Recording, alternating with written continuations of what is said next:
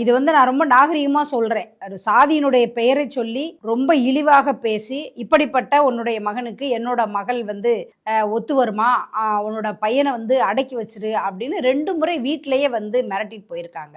இந்த சம்பவம் நடப்பதற்கு ஒரு நாள் முன்னாடி 29ஆம் தேதி திவ்யதர்ஷினியினுடைய அப்பா பக்கத்து கிராமத்தை சார்ந்த ஒரு 4 பேரை அவருடைய உறவினர்களை அழைத்து வந்து இந்த பார்த்திபனை தாக்குவதற்கு ஒரு மிகப்பெரிய முயற்சியை எடுத்திருக்கிறார்கள். தாக்கப்பட்ட பார்த்திபன் அன்றைய தினம் காவல் நிலையத்தில் போய் புகார் கொடுத்திருக்கிறார். அதாவது அப்படி அந்த புகாரில் வந்து நான் ஒரு பட்டியல் சமூகத்தை சார்ந்தவன், என்னை இவர்களெல்லாம் தாக்க வருகிறார்கள், எனவே SC/ST வன்கொடுமை தடுப்பு சட்டத்தின் கீழ் வழக்கு பதிவு செய்ய வேண்டும் என்ற கோரிக்கையை பார்த்திபன் வைத்திருக்கின்றார்.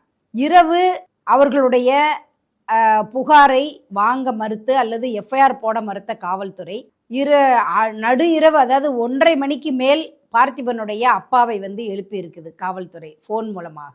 இந்த மாதிரி உங்க பையன் வந்து ஒரு கம்ப்ளைண்ட் கொடுத்துருக்கிறான், அந்த குற்றவாளிகளை கைது செய்யணும், வந்து எங்களுக்கு அடையாளம் காமிங்கன்னு சொல்லிட்டு அதிகாலை 1:45 மணிக்கு காவல்துறை பார்த்திபனுடைய அப்பாவை எழுப்பி இருக்கிறது. அதாவது இந்த வழக்குல என்ன ஆச்சரியம் அப்படின்னு சொன்னா, பகல்ல போய் கம்ப்ளைண்ட் கொடுத்தாலே போலீஸ் வந்து ராத்திரி வான்னு சொல்ற போலீஸு, ராத்திரி 10 மணிக்கு வந்து கம்ப்ளைண்ட் கொடுத்து விடிய காலம் 1:45க்கு அவங்க அப்பாவை கூப்பிட்டு நீ வந்து குற்றவாளியை அடையாளம் காட்டு அப்படின்னு கூப்பிட்டாங்கன்னு சொன்னா, இதுக்குள்ள ஒரு மிகப்பெரிய மர்மம் இருப்பதை தான் வந்து நம்ம பார்க்க வேண்டியது இருக்குது. அப்படியான நேரத்துல தான் அதிகாலையில் பார்த்திபனும் திவ்யதர்ஷினியும் அதே ஊர்ல அதே கிராமத்துல ஒரு சின்ன ஓலை குடிசை, பிஞ்சு போன ஓலை குடிசை இருக்கிற ஒரு பகுதியில 2 பேரும் தூக்கிட்டு தற்கொலை செய்து கொண்டது போன்ற ஒரு சூழல் நிலவியதை தமிழகமே பார்த்தது.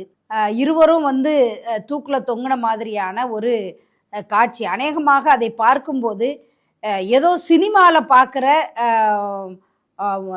ஏற்பாடு செய்து வைக்கப்பட்ட ஒரு சினிமா காட்சி போல அந்த காட்சி இருந்தது. எல்லாருக்கும் ஒரு மிகப்பெரிய அதிர்ச்சி. தமிழகமே பார்த்தது, கொதித்தது. இப்படி 2 பிள்ளைகள், அதாவது ஒரு 17 வயது திவ்யதர்ஷினி, 19 வயசு பார்த்திபன், இவங்க 2 பேரும் வந்து தன்னுடைய எதிர்காலத்தை பல்வேறு கனவுகளோடு தீர்மானித்திருப்பார்கள்.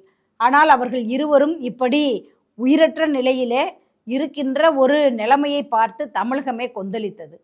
தமிழ்நாடு தீண்டாமை ஒழிப்பு முன்னணி உடனடியாக களத்திற்கு சென்றது. தமிழ்நாடு தீண்டாமை ஒழிப்பு முன்னணி, இந்திய கம்யூனிஸ்ட் கட்சி, மார்க்சிஸ்ட் கம்யூனிஸ்ட் கட்சி, விடுதலை சிறுத்தைகள் கட்சி உட்பட அனைவரும் அந்த இடத்திற்கு சென்று குற்றவாளிகள் யாராக இருந்தாலும் உடனடியாக கைது செய்யப்பட வேண்டும், இது வந்து திட்டமிட்டு நடத்தப்பட்ட ஒரு கொலை, எனவே வழக்கை கொலை வழக்காக பதிவு செய்ய வேண்டும், SC/ST வன்கொடுமை தடுப்பு சட்டத்தின் கீழ் வழக்கு பதிவு செய்யப்பட வேண்டும் என்ற போராட்டத்தை அங்கு நடத்தினோம்.